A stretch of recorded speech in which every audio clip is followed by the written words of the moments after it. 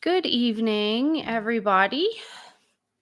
Let's look at consistency in this video and the two different areas of consistency that most people either don't know or we just don't talk about it. So, we know consistency is key. If you want results, you have to be consistent.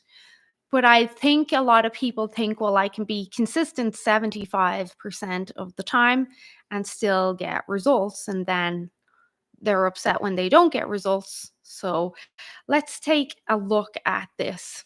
So consistency trumps all. And we're specifically talking about weight loss and body fat loss and body composition changes. Consistency trumps nearly everything in this area, apart from sleep. So, when we say consistency, we mean consistency in maintaining a hypocaloric diet or a low calorie diet. So, we're staying low calorie, but we're still being consistent in eating enough protein, carbs, and fats. And we're also being consistent in keeping our meal timing on time and staying consistent on our day. So, how consistent you are will reflect in your results because we can see if you're actually applying what you should be applying and doing the work. So, I've said this many times before. You can have the best plan in the world, you can have the best teacher in the world, but if you're not doing what you're supposed to be doing to get the results you're not supposed to be doing, or if you're not doing the work, you're not going to get the results. And promises and hopes and dreams, they don't count. It's what you actually do every day, day in, day out, that counts.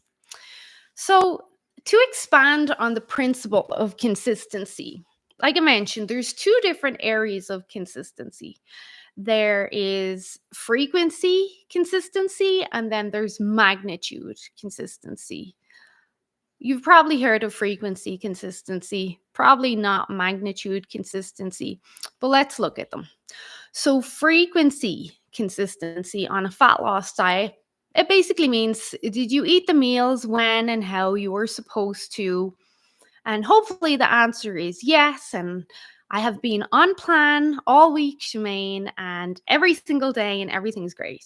Or I have been on plan 5 out of the last 6 days. So that's your frequency consistency.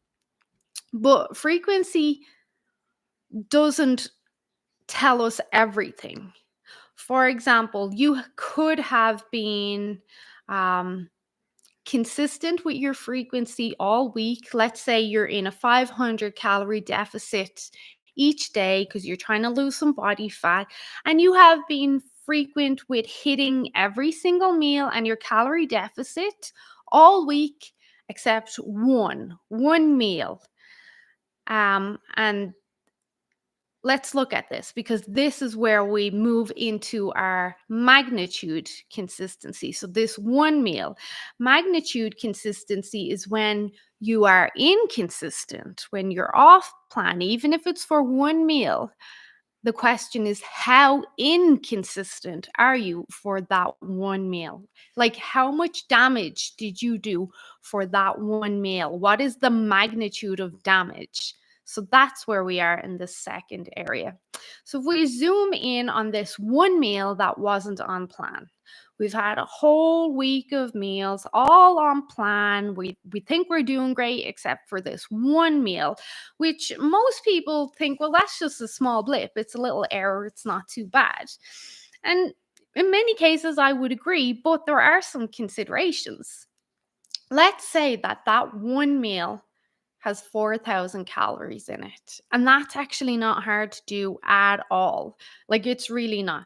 You could do that with pizza and fries and pop, or you could do that with 2 slices of cheesecake from the Cheesecake Factory. Like, it's not hard to hit 4,000 calories in one meal. And if you're like starving because you've been really under eating or it's been a very stressful day, it's probably going to be easier for you to get 4,000 calories in than you think.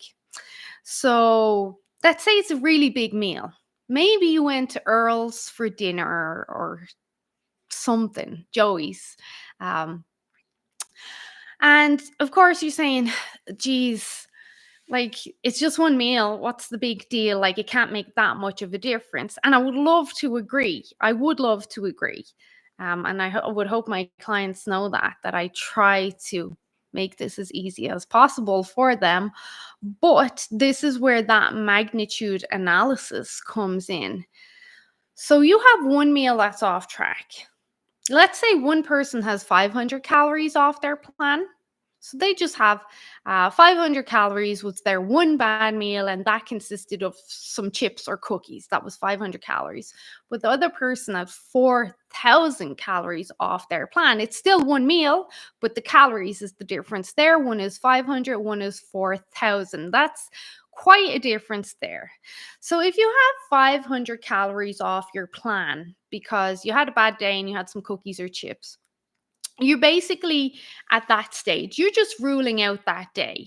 You're just not in a calorie deficit for one day, for that day.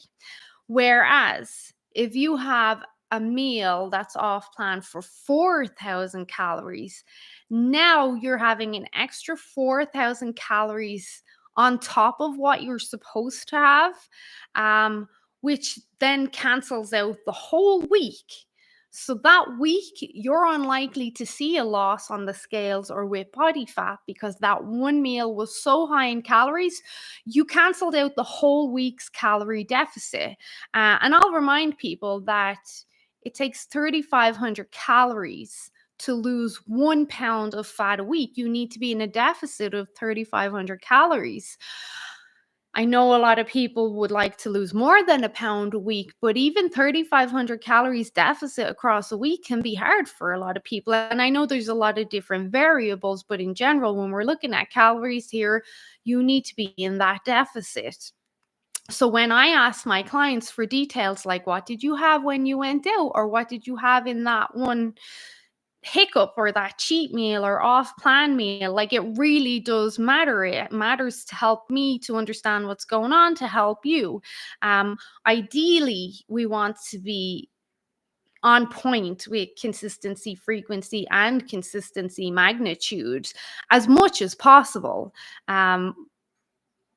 Definitely more than 75% of the time, like, we really do want to be consistent, like 90% or 100% of the time on our plan.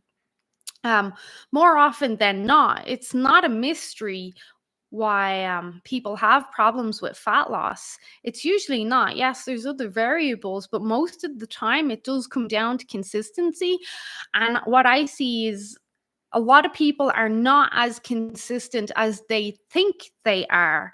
And then when they speak to their teacher or their coach or their practitioner, it does create this awareness. And sometimes people don't like that awareness. They don't like to be called out or told, well, maybe like you're not as consistent as you taught, and this is why you're not getting the results. Or sometimes people don't like to hear the hard truths, but consistency is key in both the frequency consistency and the magnitude consistency if you want the results. I will add it in. For some people, this is very easy. It's just they've found their vibe and it's now their lifestyle. For me, that's how it is. It's taken me a long time to get my vibe and create my lifestyle. And there's some days that are super hard, and I do want that 4,000 calorie meal. I don't have it. But for a lot of people, it can be hard to be consistent. And I get it because we have external pressures, family, job expectancies, after school stuff with kids. Like, I get it can be hard to be consistent, but at the very least, you have to be real with yourself and honest with yourself and say, well, now looking at frequency, consistency, have I been consistent there? And if the answer is yeah, pretty much all week except for that one meal, then we can look at that one meal and we can use our magnitude analysis and okay, how much damage was done with this one meal. I think these are important tools. I think hopefully this video helps a lot of people now add a little bit more perspective and information into their health journey to either encourage more results or help them realize why their results are not exactly where they would like them to be. So hopefully this was helpful. Please let me know in the comments. If you like these videos and my podcasts and you'd like me to continue, please give me a like. Of course, subscribe if you want to see more. And these videos, my podcast, they're not actually monetized. So if you would like to sponsor them, you can totally buy me a coffee. I would really appreciate that. I'll leave the link in the comments. Otherwise, have a great day and I'll chat to you guys soon. Bye.